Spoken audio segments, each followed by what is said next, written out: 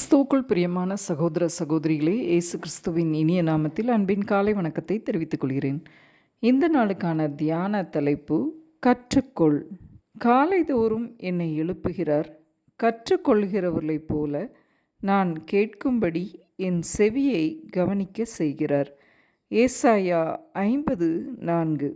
ஒரு புதிய இடத்தை சுற்றி பார்க்கும்படி வந்த ஒருவன் அங்கிருந்த மற்றொருவனிடம், இந்த ஊரில் பெரிய ஆட்கள் யாரும் பிறந்துள்ளார்களா என்று கேட்டானாம். அதற்கு அவர், இங்கு எல்லாமே குழந்தைகள்தான் பிறந்துள்ளன என்றார் அப்பாவியாக. ஆம், யாரும் பிறக்கும்போது பெரிய ஆட்களாக பிறப்பதில்லை.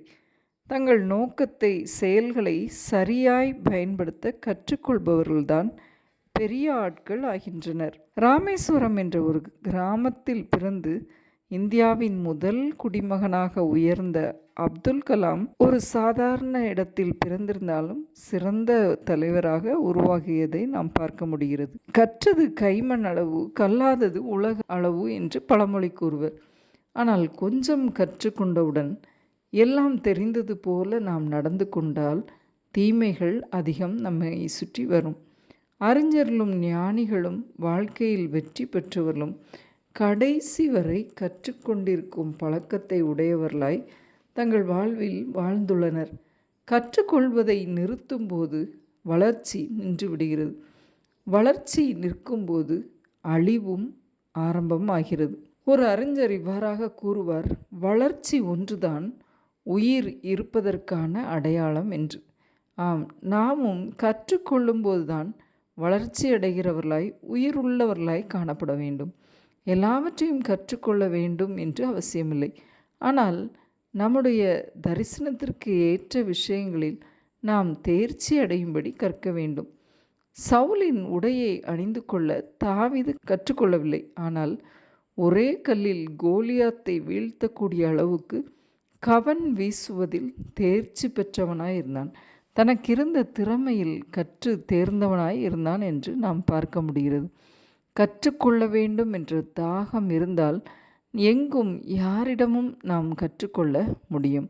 வேதவசனம் சொல்லுகிறது, நீதிமொழிகள் 8ஆம் அதிகாரத்தில், வழியருகே உள்ள மேடை, நார்ச்சந்தி, ஊர்வாசல்களின் ஓரம், பட்டணத்தின் முகப்பு, நடைக்கூடங்கள் என எங்கும் ஞானம் நின்று கூப்பிடுகிறது என்று.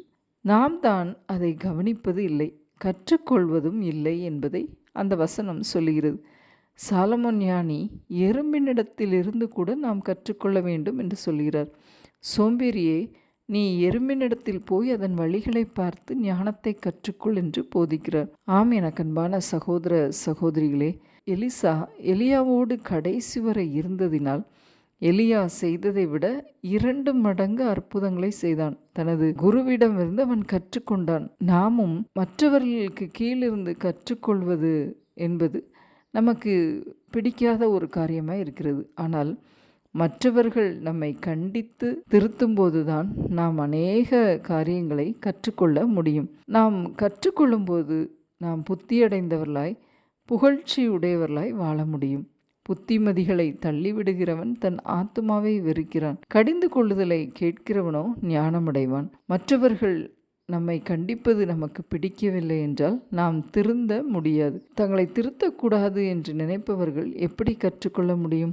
ஆகவே பிறர் கண்டிக்கும்போது நாம் அதை திருத்தும்போதுதான் நாம் கற்றுக்கொண்டவர்களாய் வாழ முடியும். ஜெபம். அன்பின் பிதாவே, இந்த அருமையான வேலைக்காக உமக்கு நன்றி செலுத்துகிறோம் கர்த்தாவே. காலைதோறும் என்னை எழுப்புகிறீர், கற்றுக்கொள்கிறவர்களைப் போல நான் கேட்கும்படி என் செவியை கவனிக்க செய்கிறார் என்று சொன்ன வேத வசனத்தின்படி நாங்களும் எங்கள் தரிசனத்திற்கு ஏற்ற விதமாய் நாங்கள் கற்றுக்கொள்வதில் ஆர்வமுடையவர்களாய் இருக்க கிருபை செய்தரலும். எல்லாம் எனக்கு தெரியும் என்று இல்லாதபடி நாங்கள் உயிருடையவர்களாய் வளர்ச்சி அடையத்தக்கதாய் ஒவ்வொரு நாளும் கற்றுக்கொள்வதில் வளர்ச்சி அடையவும், பிறர் சொல்லி தருகின்ற வேத வார்த்தைகளை கடைசி வரை உறுதியாய் பற்றி கொண்டு இரட்டிப்பான ஆசீர்வாதத்தை பெறுவதற்கு எங்களுக்கு கிருபை செய்தரலும். மீட்பர் இயேசு கிறிஸ்துவின் மூலமாய் வேண்டிக் கொள்கிறோம் பரமபிதாவே, ஆமென்.